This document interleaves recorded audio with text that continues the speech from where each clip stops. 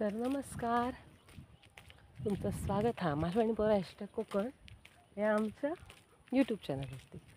तर आज विषय असं झालं की माझी गाडी बंद झाली आणि गाडी बंद झाल्यामुळे माका आमच्या कोचरा ग्रामपंचायतीत चलत जाऊचा.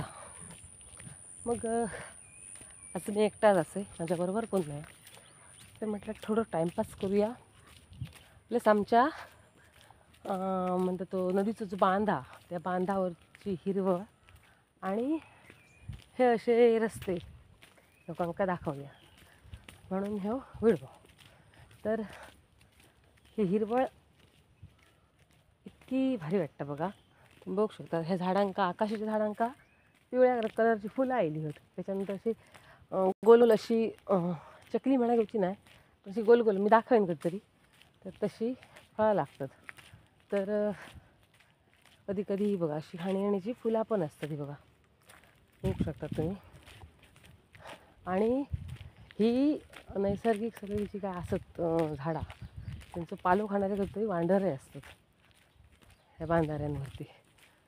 हो आता मधलो रस्तो हा आपण कोकणा म्हणजे आपण कोकणात दुसऱ्या साईडने वांढरतो बघा, हे असं दिसत शकतो.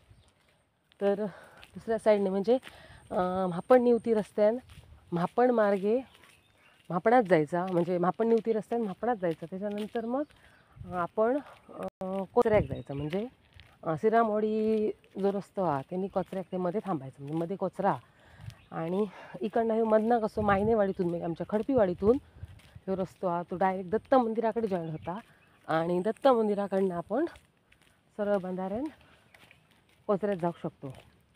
तर जरा हे बांध चिखलाचं वगैरे असता म्हणान ह्यानी पण गाडी येता, पण आम्ही जास्त रिस्क घे नाही, गाडी खूप जण येतात. तर विषय असा की जर म्हणजे आता बघा ज्या ठिकाणी 70-80 रुपयाच्या म्हणजे 150 रुपये भाडं असतं काहीतरी रिक्षान जर इला ना तर 150 रुपये भाडं असतं. आणि ह्या रस्त्याने जर इला ना तर जास्तीत जास्त रिक्षावाले 50 ते 60 रुपये भाडा घेतात ह्यामधल्या रस्त्याने.